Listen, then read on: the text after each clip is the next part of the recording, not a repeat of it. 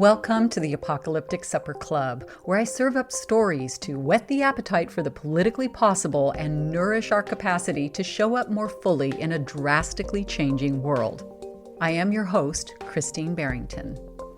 Whatever freedoms we enjoy today are a tip of an iceberg under which floats the collective actions of those who, over the centuries, have had the vision and determination to face opposition, join hands with others, and make courageous sacrifices.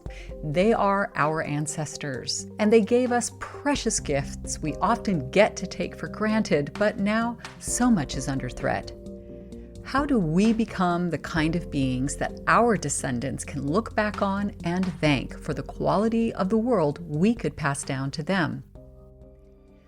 My guest, Klinger has written a book to help answer this question. It's called Return to Our Senses, A Path to Stability in an Unstable World. And in it, she offers up the wisdom of her many decades of work, teaching people facing huge challenges on the front lines of change to listen to their bodies through sensory awareness practices and discover the inborn power of what each of us has to offer to this moment in time. Not surprisingly, Lesser's way of moving through a conversation feels rooted in the more ancient rhythms of the body, rather than leading with the mind, which allows a different voice to emerge. As I do with all my guests, I invited her to introduce herself. I did not get a list of accomplishments, not that there's anything wrong with that, and the truth is, she has many. But her answer did reveal a voice that listens for this ancestral tone that calls to us to act on behalf of life. My name is Klinger. What's in my heart as I think about what feels important is, I'm a mother and I'm a grandmother, and I have been a teacher of young children with a commitment to protect children. It's not what I'm doing in my life now, but I was a teacher of young children for many years, and the first principle of the ethical code of conduct for teachers of young children is to do no harm. And it breaks my heart, all the harm that's happening, and that's going to be present for the generations that come. When I hold my grandson in my arms and rock him to sleep, and I look down at this very peaceful little being melting into being held securely and safely, even when he's afraid. I'm so touched by his innocence, and also my heart breaks for what he's going to face in this world. So I'm someone who really cares about what's happening. And I'm also someone who, when I was 19 years old, I was introduced to a woman who changed my life, and a practice that changed my life. And a practice of landing in our own bodies, to be present, to meet what's happening in the moment. And that practice sustains me in the chaos of our world, and is also what I most deeply have to offer. This practice of being present so that we can respond, not disappear, not react, but respond. And that's really my own commitment. That's what motivates me in this time that I have left in my life. I'm 75 years old. I don't know how long I'll be alive. And I want to be able to contribute what I can to provide more stability for each of us to find how to contribute from our own life energy and life force. That's what comes up for me. Just listening to you has this incredibly calming impact on my nervous system. Your beingness, right, in and of itself is a regulating force, which is something that's tremendously needed. We need it in between us, and we can't provide that for one another if we aren't that. Yeah, I think it's something so important. I also think about Thich Nhat Hanh, Vietnamese Buddhist teacher and writer. He helped save many people during the war in Vietnam, boat people. And they would be escaping on boats, and there'd be all these threats. And he would talk about if one person on the boat, if everybody was panicking and one person didn't, that person could help change what was happening on the boat for everybody. And I think when we land in our own bodies in the present moment, we can help hold space to be present and connect. I think that your work is a very valuable gift to those who are trying to find ways to be able to give more of themselves. And it can sometimes feel very difficult because the forces weighing on us are getting bigger and heavier. But you come from what I would call a heritage of resilience. Could you speak to that and how that relates to your marvelous book, Return to Our Senses, A Path to Stability in an Unstable World? My teacher's name was Charlotte Selver. She left Germany in 1938 and immigrated to the United States. Her teacher, Elsa Gindler, stayed in Germany all through the war. And Elsa Gindler was a woman who had studied about the body. She had been like a gymnastics teacher, and she was diagnosed with a lung disease and told that she should go to some sanatorium or some other place, and she didn't have money to do that. And so she simplified her life as fully as she could, changed her diet, focused on what was happening in her body, and became able to discern and be in touch with each lung separately. And she could let her diseased lung rest while the other one was working more. And she tuned in so vividly that she was healed, and it led her to the work that she did with other people. And she just called her work on the human being. She never gave it a special name. But she was helping people show up to be present and recognize that we are living in this living organism. We are a living organism. We're not just a body and a mind. We're not separate. We are this whole being. And she worked all through World War II, sharing this work, leading classes for people in Berlin while bombs were dropping, while Nazis were all around. And she also hid Jews under her studio and helped them escape. So she was not unengaged in the world. She was fully engaged and in very dangerous, life-threatening ways. But she was also helping people know that we have to show up for what's here.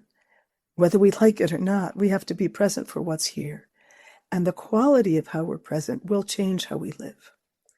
And one of her students talked about an activity she did in one of their classes, and they had to go across Nazi checkpoints and all of these things to get to her little studio.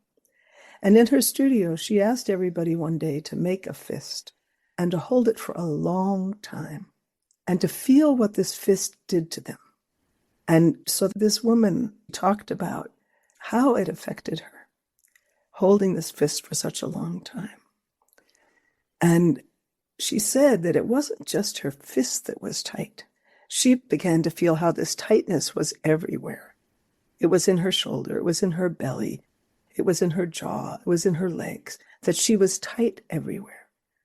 And she said it was feeling that we have to feel it and feel the impact. And in feeling that, when she was invited to give up the fist, she could little by little let that go. And that helped her survive the war. And she said many people around her were getting more and more sick. But because she realized that what didn't take away the fear and it didn't take away the danger, but she realized she didn't have to meet it in a fist. And we are surrounded by things that upset us and that we go into a fist without even realizing it. We may not be clenching our hand, but we are clenching our bodies, we're bracing, we're tightening and defending our brain, our mind, our hearts. And if we live with a sense of openness to show up, that's really different.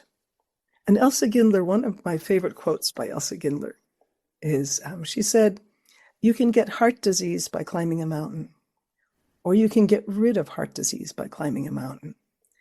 It depends on how you climb." So we're facing the situations we're facing. The question is how we respond. And do we respond in a way that brings us to life and nurtures our aliveness? Or do we respond in a way that tightens us and leads to heart disease?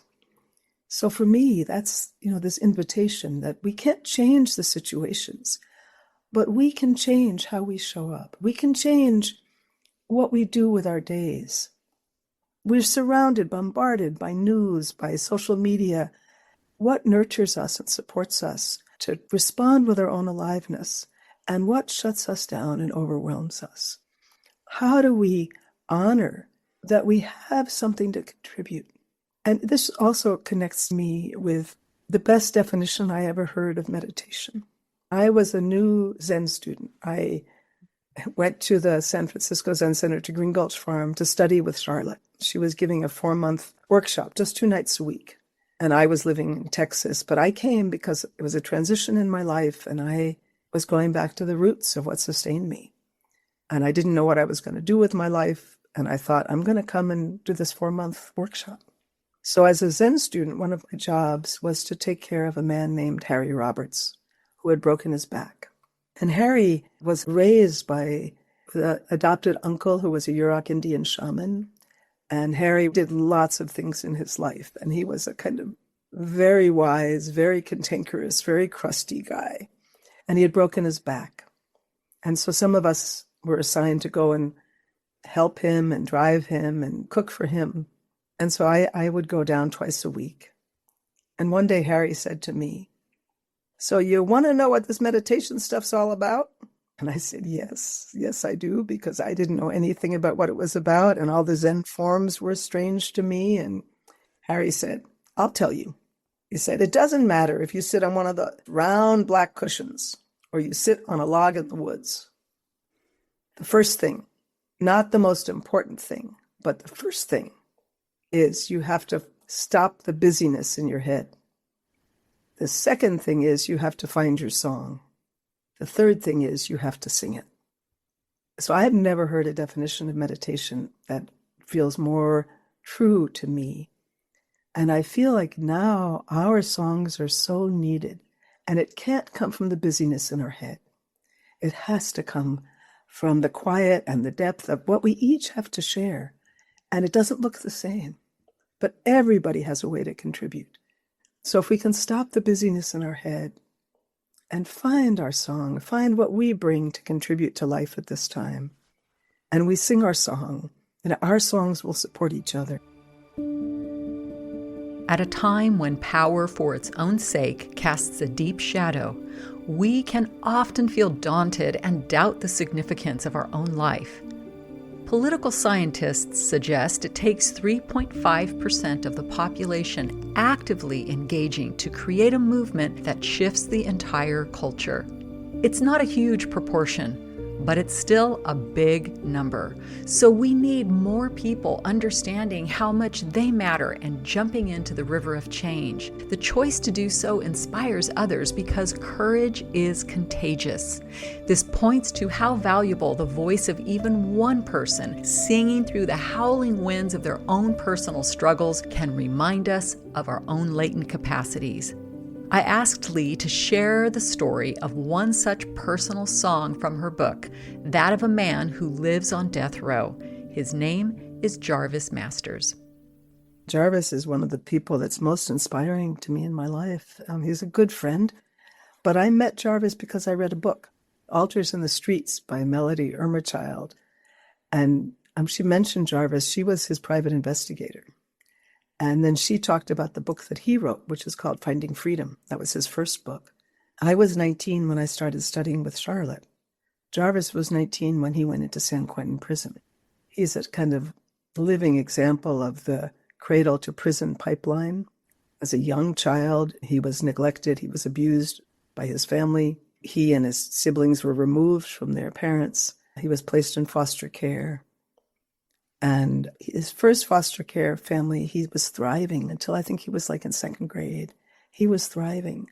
And then the woman was diagnosed with cancer. And from one day to the next, they came in and plucked him out of the house and put him in a new foster care family where there was abuse.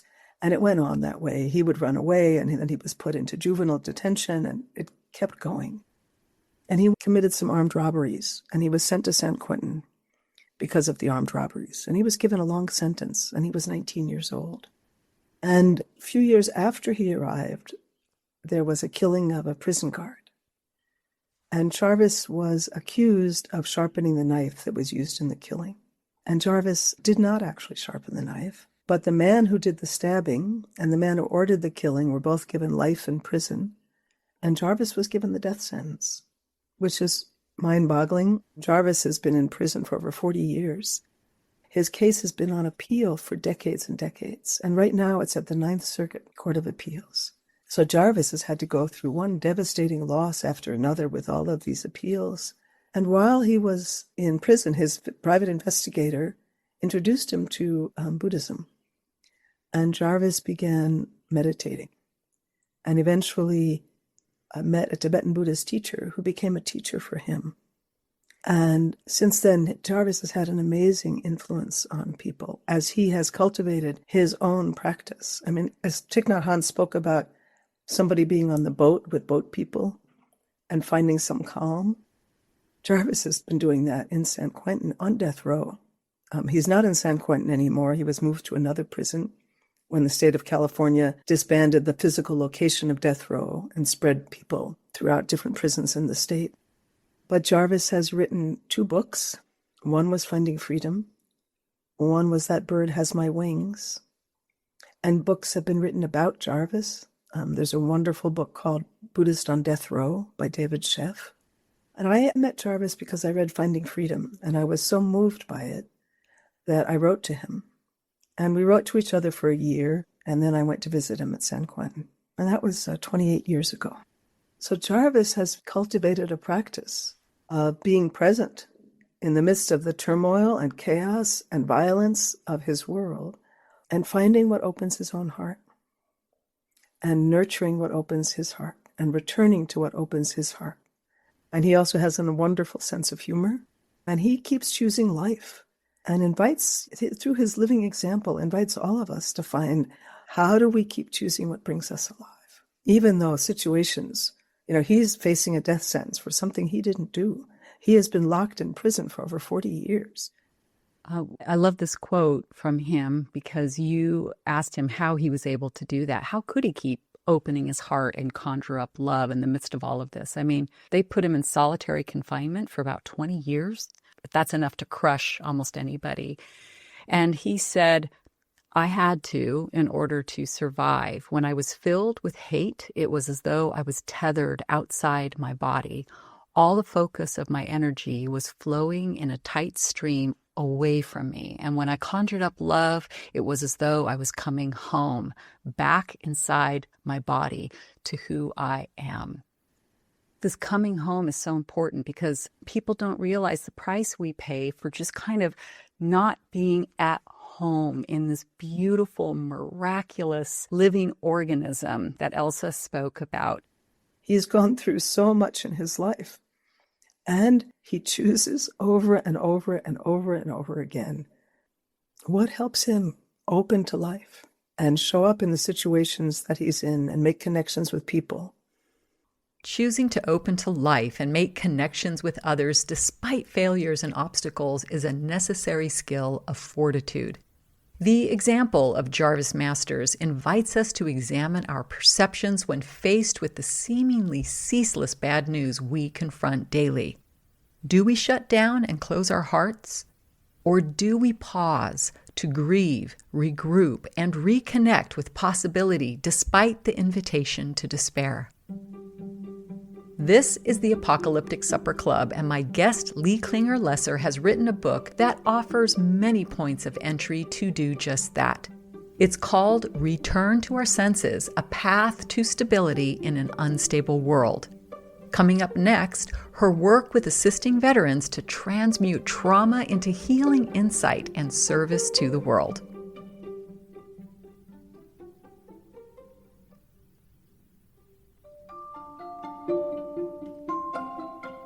This is the Apocalyptic Supperclub. I am your host, Christine Barrington. Our show today explores the inner resources required for societal evolution. My guest is teacher and author Lee Klinger Lesser, who has gathered her decades of teaching experience into a new book, which invites us to return to our senses and consider how sensory awareness practices can be a vital tool in unstable times, helping us move from a place of reactivity to grounded, wisdom-informed action. In this next segment, Lee shares how she brought sensory awareness into the shattering after effects of U.S. military operations in Iraq.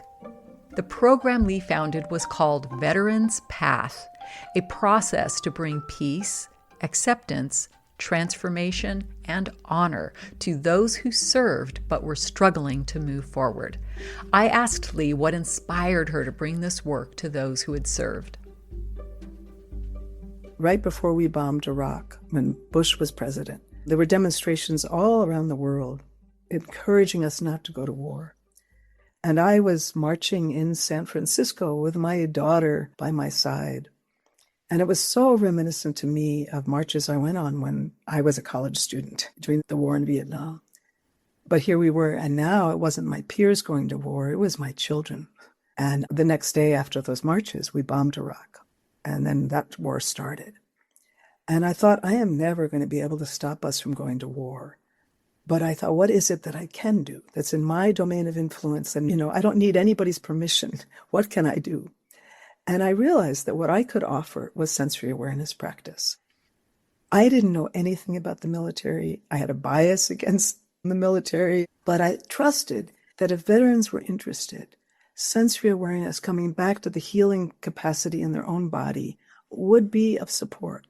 And I thought, I'm just going to do it. I'm going to go offer sensory awareness to veterans. And if it's helpful, we'll find out. And I didn't know how or who I was going to talk to or what, but I just decided I could do that. That's something I could go do. And a good friend of mine, Chris Fortin, who's a Zen priest, and we had both lived together at Zen Center, had been feeling the same thing. And she wanted to offer meditation to veterans.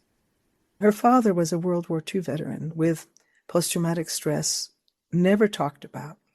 But she grew up with secondary post-traumatic stress, also never knew it. So the two of us went around and we started going to veterans organizations and saying, this is what we can offer. Is it helpful?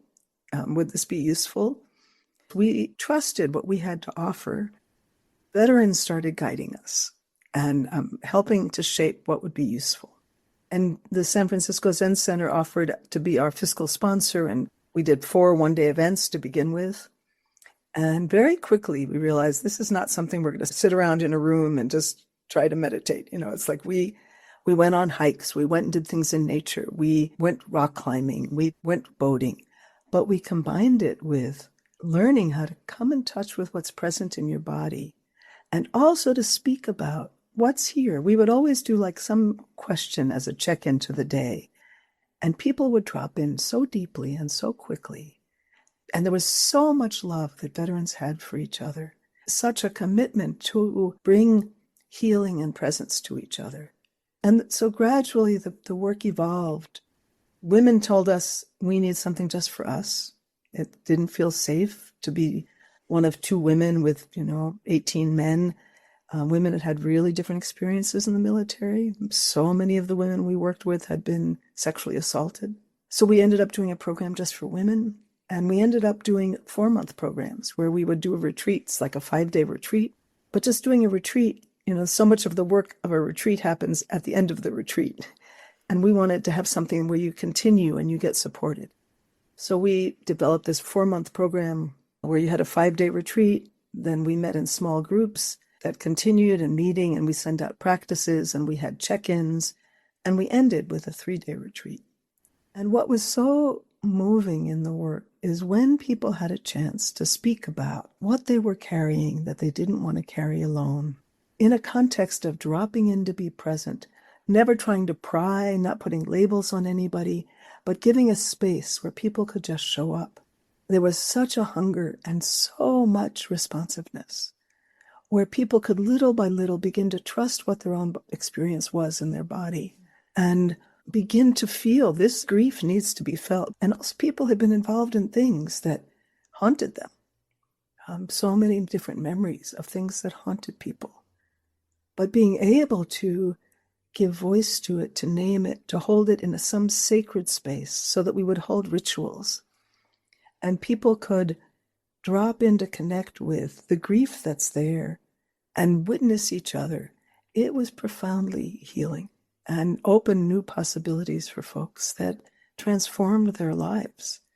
So I honor that, and I honor the power of recognizing and opening to grief. To give voice to what hasn't been expressed or given voice to is very potent and healing. If we carry grief that's buried, whether it was the veterans and what they'd lived through and from what they experienced in combat, what was done to them, what they did to others, when we can give voice and express it, it lets it be metabolized rather than be some solid mass that takes away our own life force. As we express what's here, it gets integrated and broken down into what can sustain us as we go forward. And that feels really important to me as we're facing all that we're facing now. I am struck with how much people are being required to carry the weight of this culture that has players in it. The people that seem to gravitate to the top of the power pyramid just don't often have these deep human values. They're attracted to power. And yet at the base of that pyramid are all these human beings. There's so many beautiful, wonderful people in the world. And we're being left to hold this weight and to metabolize the sorrow and pay the price of all of this. And it can be a very difficult burden to bear. Yet our body has the wisdom to help us accept what is. And then there's a beautiful quote that opens your book from your teacher, Charlotte Selver. If you have these two things, the willingness to change and the acceptance of everything as it comes, you will have all you need to work with. Mm-hmm. Any thoughts? That's a guide for me. Change is coming no matter what. Every moment is change. The other thing Charlotte said all the time, I think I heard her say this thousands of times, and every time she would say it with this kind of glee and gusto, making this pivotal announcement. Every moment is a moment. And she would just say that because it's true. Every moment is a moment. We think we may have to do these big giant things. We may think that this moment doesn't count. Every moment is a moment. And she would add, every moment makes a certain request of us. The question is how we answer it. For me, this practice also of sensory awareness or any mindfulness practice or meditation practice is be right here. Be here. Yes, we're facing the future and the future is real, but we can only live and only respond out of this moment. So what is this moment asking of me? And how do I respond? And not coming from the place in my head of getting lost and what should I do, this or that, coming back to our bodies to feel. And right now in this world, there's tons of grief. And I think that, we're in a global state of disequilibrium. There's so much change and there's so much that is assaulting us in so many different ways. There's this kind of hyper arousal that we can't help but feel. And it's part of the reality of our world. There is a sense of hyper arousal that we are bombarded with. And part of the challenge is, how do we meet that? What is that asking of us? And can we meet it from a place of appreciating life, not turning away from what brings us alive, not turning away from what connects us to joy, not being hijacked by the chaos that is surrounding us, and not denying the grief. So, one of the things that for me, when I was doing the work with veterans, we would often give people 10 minutes to talk about whatever is there that they wanted to share. And we would hear heartbreaking stories. Heartbreaking, a soldier who was ordered to beat up a child in front of their parent to try and get that parent to talk. A Marine who was defending her life and killed a child. A soldier who was rescuing another woman from being sexually assaulted and was sexually assaulted herself. And then sent into dangerous situations where there was an IED attack and her best friend was killed. And she lived with brain damage and other damage to her body, and she's had more surgeries since she's been alive. That story really impacted me because she was specifically sent into extra dangerous situations as a retaliation for reporting being assaulted by a whole group of soldiers. It was very, very upsetting. And yet this woman, this soldier, this veteran, comes and is learning these ways to heal and show up.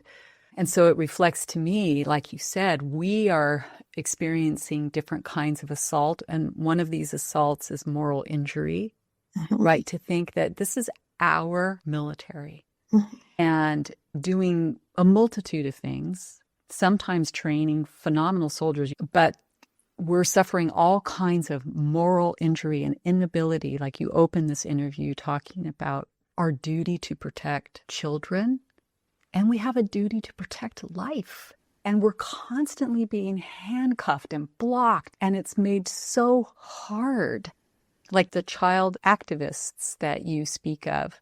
Micah's story was so moving, 4 years old, and his parents couldn't find a babysitter. So they take him to see this documentary about climate change. And they didn't think he'd grok it, and he did. And he said, 4 years old, he asked the question that I'm just dying for everyone to ask, what can we do, right? Yeah. And then they take this case all the way to the Montana Supreme Court, and the state is saying like, well, Montana can't fight climate change. And these kids are saying Montana can do its part, right? We can all do our part. So to get back to these veterans and their desire to move through their pain and give something back. Vanessa May, I believe, was an amazing story. Yeah.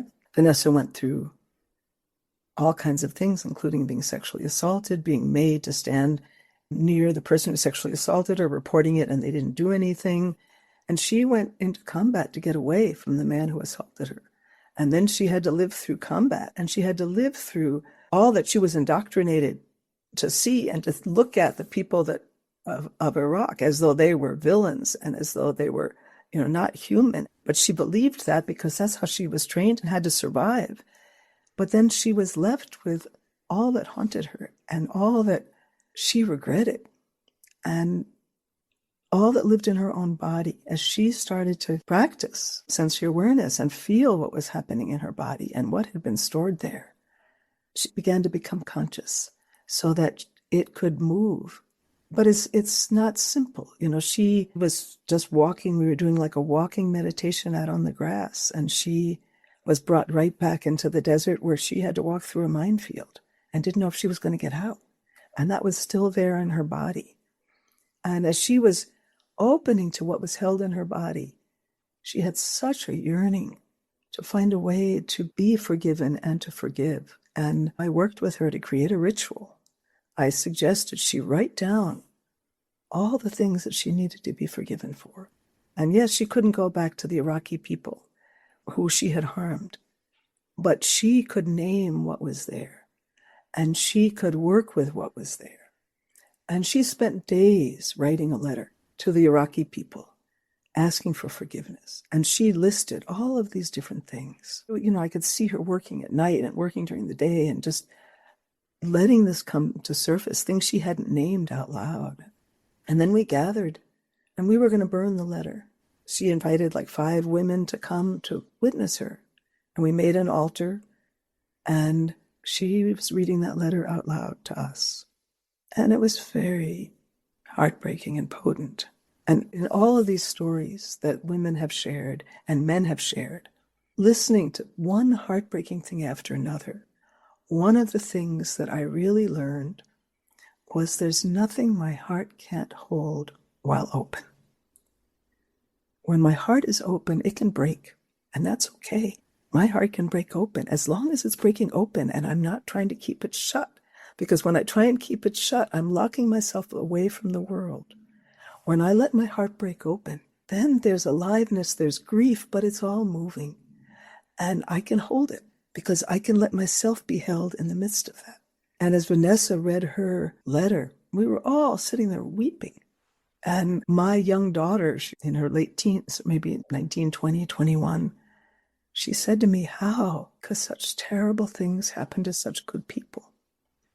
How could such good people do such terrible things? And we were just all weeping.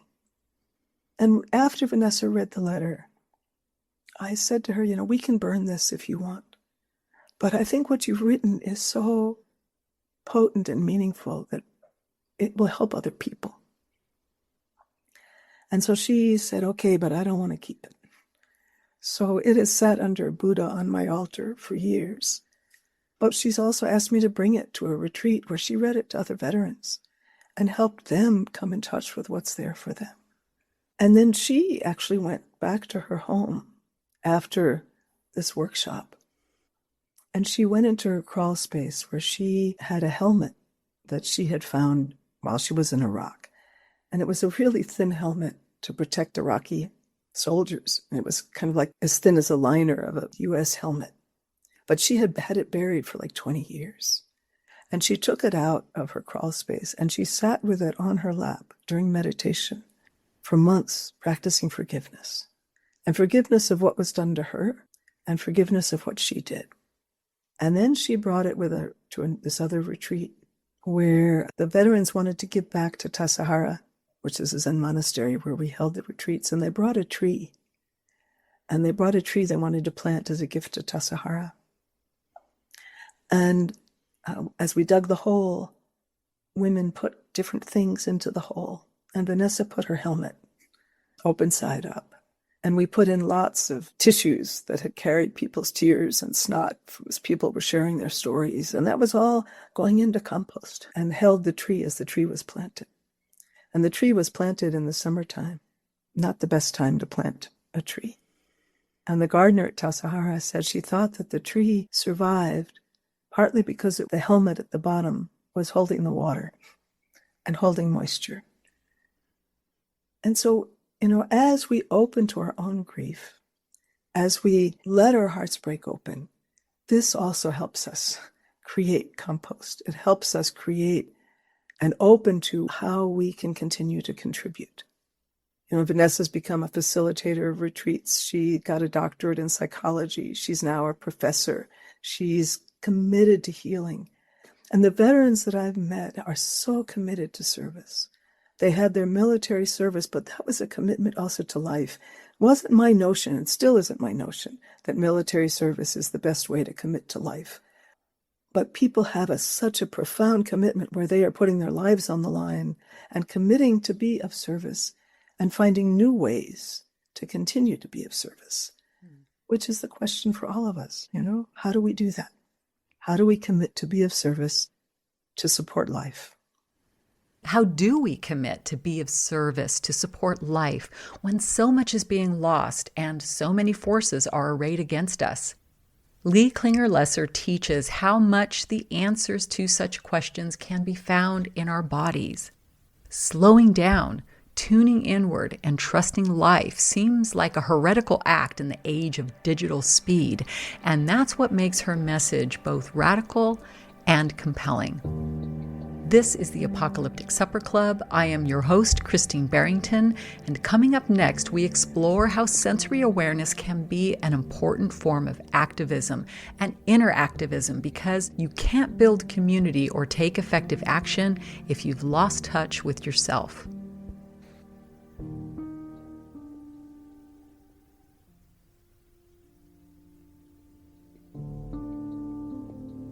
Welcome back to the Apocalyptic Supperclub, Nourishment for Dire Times. We need to be resourced and fed with ideas and experiences that build us up if we are to be effective agents of change in unstable times. My guest, Lee Klinger Lesser, is part of a lineage of resiliency that teaches people effective ways to resource themselves in the face of great challenges by returning to their senses through sensory awareness practices. We are here to talk about your life's work, to talk about these amazing people who have worked with you and then gone on to work in the world. And it's all part of this wonderful book that you've written, Return to Our Senses, A Path to Stability in an Unstable World. And at the end of a section or a chapter, you include practices, and they're very beautiful. And so I'd like to talk a bit about the book itself and what inspired you to finally write this book. Because I looked at your webpage, and you haven't written other books. You've written essays. You've been out working for many decades, I think more than 50 years. What inspired this book now and its structure? Well, I think part of what inspired it is my own despair, my own grief, and my own commitment to find my song, to sing my song, looking at what is it that I could offer. I felt that when I started the work with veterans is, what can I offer? I can't stop us from going to war. What can I do? And right now I was also feeling like, okay, I carry lots of grief and I have to work with this grief all the time. It doesn't disappear. But how do I honor life, and how do I offer something to these times? And I felt that what I had to offer, and my hope and my aspiration is that from my own life experience, from the years that I've been working with people and practicing, that can help to offer guidance and encouragement and inspiration for each of us to find our song, to find how to contribute, to know that we have to live in this living, precious organism that we are, that our time here in life is very precious, that it doesn't make sense to wait until we're dying to wake up and appreciate our lives, that every moment does matter. And so I was just called. I just felt so pulled to feel, what is it? What stories can I share that have touched me in my life that could touch other people? How can I share some of the practices of sensing that just in the most simple ways invite us to be present, to know that everything we're doing during the day can be an invitation to be present? And how can we open to grief and open to joy and honor what we each have to bring? So that was my motivation and aspiration in writing the book and choosing the stories that I felt could touch people's lives. My hope that it'll touch people's lives as people have found their own way to meet challenges and find their resilience and find their own aliveness and share that. I love how you speak to this beautiful invitation to find our song. And you include one of my favorite quotes in your book from Howard Thurman. Don't ask what the world needs. Ask what makes you come alive, and then go and do that, because what the world needs is people who have come alive. It's easy to hear that. Like, I often find that podcasts and radio shows, all of this is really, really wonderful, and it is, and I love it, and that's why I do it. But I can see how we can often use it as a form of entertainment. It like flows through us.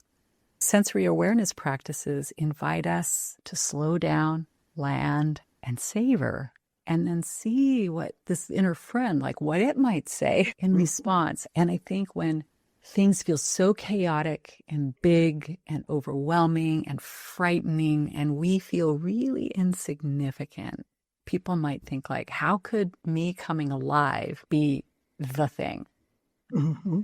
Could you speak to that just a little more? You've spoken to it beautifully, but I think it's so important. And I think that's why, for me, Charlotte's quote, every moment is a moment. Every moment makes a certain request of us. The question is how we answer it.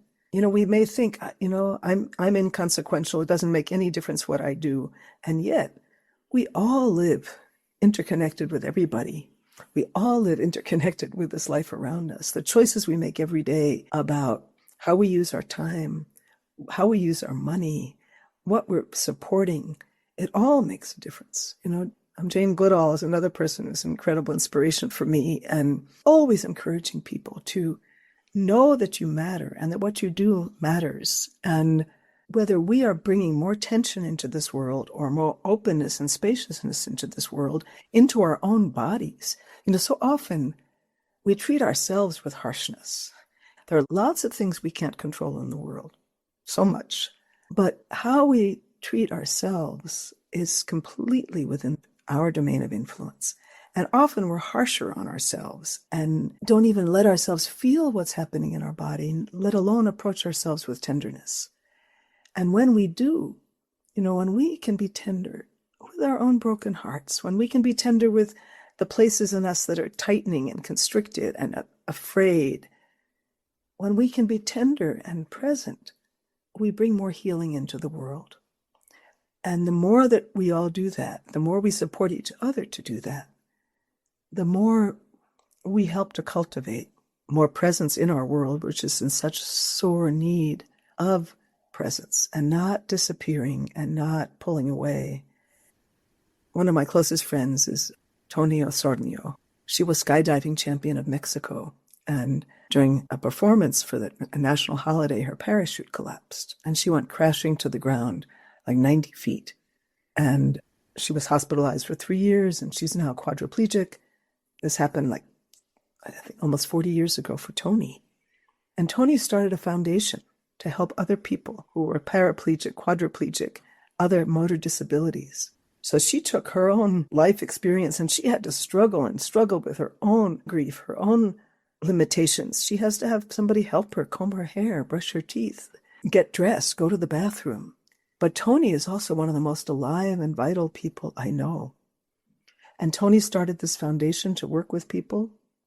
And I went and led a sensory awareness workshop one time for a group of people who are quadriplegic and paraplegic. And I was inviting people to work with a partner and to bring their hands to the shoulders of a partner. So for people who were quadriplegic, it was a process to let their hands open. And there was a woman who was paraplegic. She had complete movability in her hands. And she came with her hands to the shoulders of her partner. And as I watched her, her own shoulders were lifted up, almost touching her ears. And there was so much tension. And in the process of sensing, we don't say to somebody, do this or do that. We want people to come to live and connect with their own experience. But we can ask questions to try and help somebody come in touch with their experience. And I asked every question I could think of. Is there any resting happening in your shoulders? Is any change needed in your shoulders? Is there any tension there? Is there a need to pause and shift? Anything I could think of. Nothing changed. She was just there, frozen with her shoulders up to her ears, her hands clenched on her partner's shoulders. And finally, when it was time to share about people's experiences, she was the first one to speak. And she said, "That was terrible. It was horrible. It was so painful." And I said, "Well, why didn't you change?" And she said, "Well, I wanted to be there for my partner." And I asked her partner, "How was that for you?" She said, "Well, it was really uncomfortable. She was pressing on my shoulders." And I said, "Well, why didn't you say something?" And she said, "Well, she was trying so hard." And so they had both made choices, and their choices were impacting each other. We may think that if I'm just living with my own tension, I'm not affecting somebody else, but actually what I'm giving to somebody is my tension, and I'm not supporting them. And if I don't speak up, I'm also supporting this tension. So the quality of what we do in our life is affecting everybody else. And if we don't give space for what's actually needed in the moment, in the situation we're in, we're giving more tension into our world. So we have choices, and the impact we have ripples out in ways that are unknown and unpredictable. And I've had people come back who I haven't seen for years, and they weren't ready to touch something. But 10 years later, then they're ready, and they haven't forgotten. They haven't forgotten something that touched them that they might not have been ready to deal with yet. So we don't know how the seeds we plant are going to grow. But we can plant those seeds, and we can nurture those seeds, and we can give as freely as we can what's in front of us to do.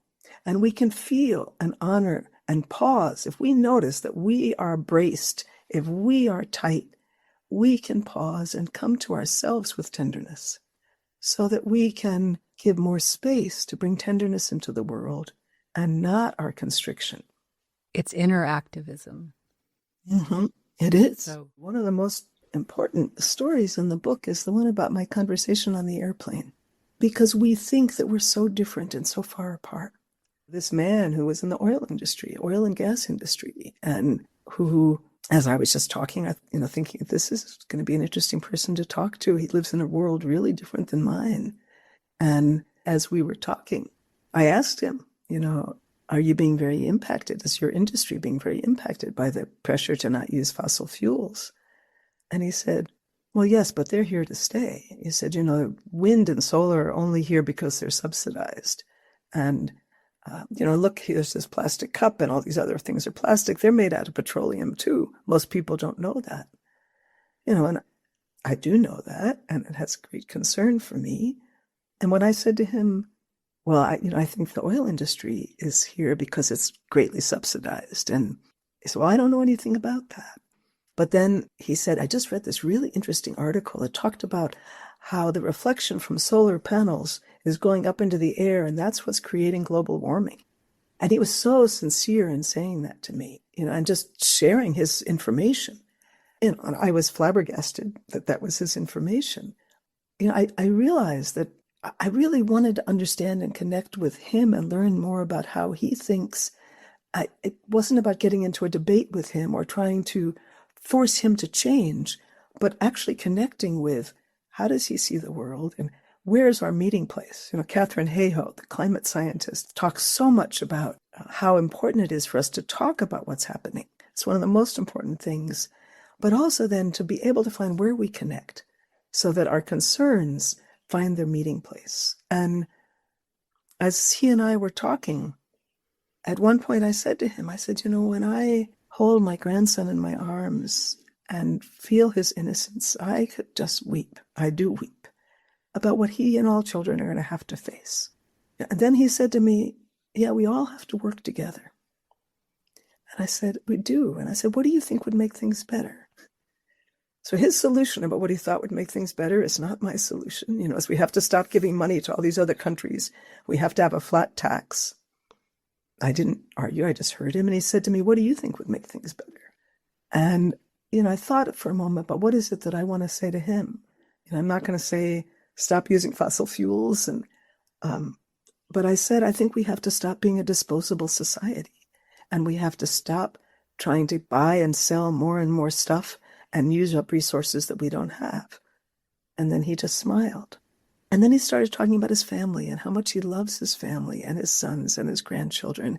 And he talked about watching the eclipse with his son and talked about how he brings his family together as often as he can. And he was about to have 2 of his grandsons come to him in Oklahoma. They were all going to drive down to Florida and get together, and his other sons were coming. And I asked, is their father coming, the sons who are coming to Oklahoma? And his eyes filled with tears. It makes me cry now. His eyes filled with tears. And he said, my son died in a car accident 10 years ago. And I was so sorry. I could feel his love for his family and how much he's doing to nurture his family.